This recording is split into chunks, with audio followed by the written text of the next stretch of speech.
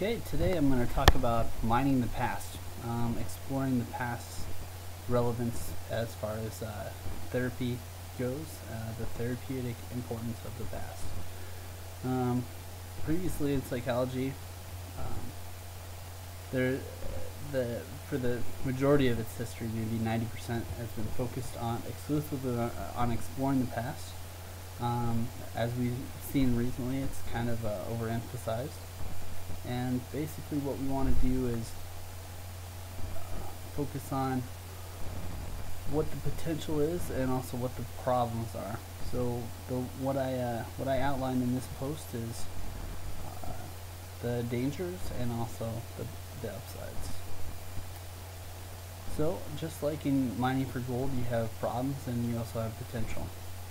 So when you're mining for gold, you have the possibility for explosion, for collapse, but also you can get gold, and this kind of mimics itself in the mind, in the study of the mind, and in therapy.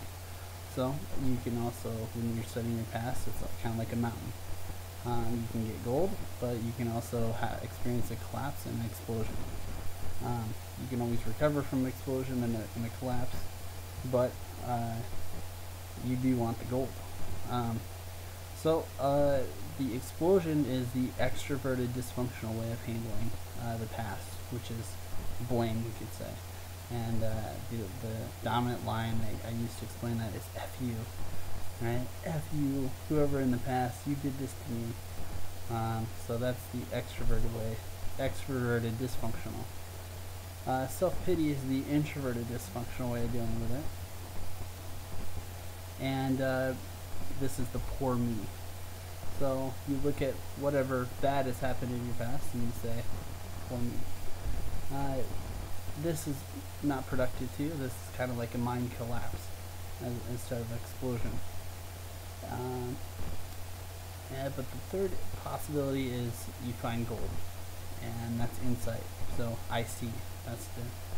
That's the gold, and so that's just the general breakdown of the problems and the potential. But let me first begin with a brief exploration of how psychology's dealt with the past in the past. In the beginning, there was Freud, and if you went to go see Dr. Freud, he'd basically have you lay down on this couch and talk about your history, talk about your past, and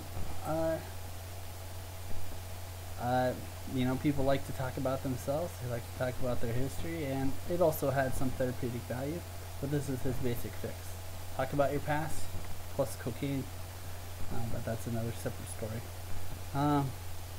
But his fallacy was it's too long, and you get inconsistent results. You could do that for 10 years and not really get positive benefits. So the other problem is it's inconsistent. You could do the same thing with different clients, and you can get positive results with one, not so much positive results with the other. So much inconsistency. Scientists don't like that. So basically what happened was we moved on. Modern new therapies try to break with that past past fixation on the past, and that's CBT and MST, so cognitive behavioral therapy and multi-systems therapy. These are good. These are all experimentally researched. They get consistent results. Their consistency is very effective. My question is, have we thrown the baby out with the bathwater? And so, are we dismissing it just because of the negativity? Do we not know how to navigate the past in a way that we consistently get gold as opposed to a collapse or an explosion? I would suggest that's the case. So just to give an emotional anchor, it's obvious, but I want to kind of give the feeling anchor here. Poor me is the baby crying. F you is the Incredible Hulk. So both kind of twin polarities of dysfunction. I see, though, is more detached, more analytical, more solutions focused. once the problem is understood. So let's go through different adjectives. FU is blame, accusations. Say hi, Ninja. Overwhelm, depression, pity party. That's poor me. IC is insight, wisdom, and peace. And so let's move on to what this sounds like. The reason why the way I am is because of my mother, right? So that's anger, right? And also you can get depressed and say, well, my parents ruined my life, right? So that's the child here. But the inspector here, he is, because of my home environment, I had developed some bad self-talk habits, which created a lot of problems for me, but I'm going to take better care of myself in the future. Calm down. Alright. Blame results. The negativity here should be obvious. When you're focused on getting angry and attacking the past, anger, resentment, hatred, failure builds up, and your growth and well-being go down, if that's exclusively what you focus on. Poor me, depression, victim mentality, loss of control, growth and well-being go down. But this may be a transitional time. If it's transitional, that's fine. You may think of it and feel grief, and so that's good. Okay, insight. IC means a reduction in projective behavior. So your projective behavior is your subconscious trying to process what happened in the past, and basically it brings dysfunctional behavior into the present because you're still trying to deal with the past. So this is reduced. You begin to clearly perceive situations as they are instead of as your past, and well-being and growth go up with the insight. So it's not only a cessation of the repetition of past mistakes, but also by default you get more success, and this is a good thing. Guidelines. How do we maximize the insight but minimize the explosions and collapses? How do we get the most gold for the buck? Timely, targeted, and temporary. Timely. Past pain is only activated as needed and when necessary. Don't go into endless rumination of the past. If you feel like there's a consistent pattern, ask specific questions. So this is moving on to targeted. Specific questions for specific reasons and intended for specific results. So if there's an anger issue, that's a consistent theme in the client's dysfunction, and you want to say, well, what can you point to some pattern in your past that may have contributed to this over responding of aggression every time something doesn't go your way? With that understanding, you could potentially develop like a causal narrative, because I was consistently attacked in my past, that I may have developed the belief that blah blah blah, I need to constantly be on attack. I know that that's not a rational belief. I need to change that belief. I need to move on. So tracing that back can help anchor the causation, can help change, because he may just believe that the world is the way that is, and that he needs to act that way. So seeing how the past, when the person understands how it potentially distorts the present, that's very important. Temporary.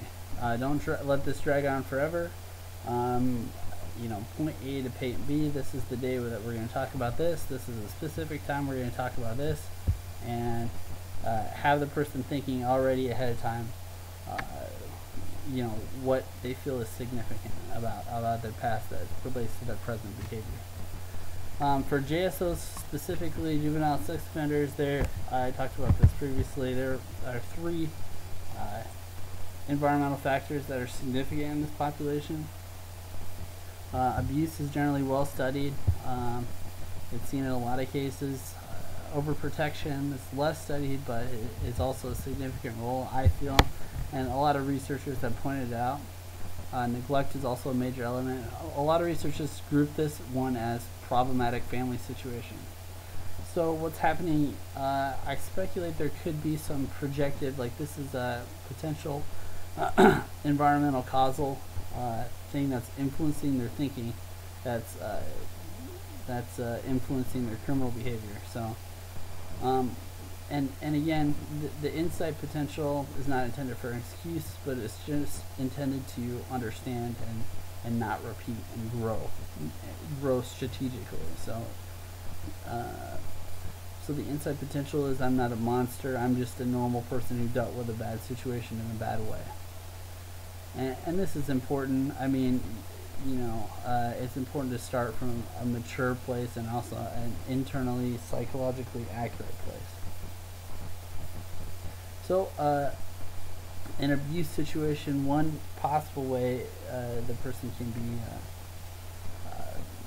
dealing with that past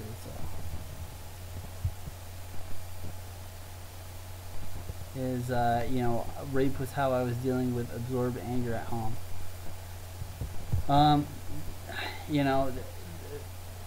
If a person's beat up at home consistently, they may feel powerless. They may feel like the reduction in their own self-esteem. So in order to gain that back, one possible way of coping with that in a horrible way is to do that to somebody else. So if that's being done to you, you role model that and you do that to somebody else. That's not a good way at all to deal with the anger. It's not a good way at all to deal with self-esteem, to grow self-esteem, but that could have been the thought process. So you interrupt that thought process, the behavior doesn't repeat itself. Overprotection, one statement could be molesting was how I dealt with my insecurity from overprotection. So the mother creates a wound, there's a fear of failure that develops, and because of that fear of failure, he doesn't look for partners his own age. So because I know I do not fear failure, I won't reoffend. This is a potential growth area. Insight, there's a really pattern of neglect in JSO's homes. Single parents, gone parents all the time. SO behavior was how I dealt with my need for affection. So he felt that there's this deficiency, and he dealt with that with SO behavior. But the growth potential is because I know how to love myself, I won't reoffend. Sounds cliche, sounds maybe a little corny, but I think the truth of this behavior is not infinitely complex. I think there's consistent themes and consistent fears running across the entire population. So if you address this distortion, and other theorists have suggested this as well, but if you fix that distortion, you don't repeat the behavior, and so that's a positive. That's an insight. Recap. Past is still relevant, just not as important as we once thought, but this needs to be tested as an insight. I'm more than willing to open that assumption up to testing. Exploring that past for insight into the present and growth for the future. So this is a good thing. Endless ruminating victim stance is counterproductive. That's the collapse, that's the explosion. You don't want to be in that place for too long. You don't want to repress anything, but you don't want to be in that place too long. You want to move on to the insight and the growth. Many GSOs have some trauma in the past, indicating that the past may be influencing SO behavior. All this needs to be tested, but that's what I got as far as mining the past and maximizing the goal and minimizing the danger. Thanks for listening, and stay tuned for more in the future.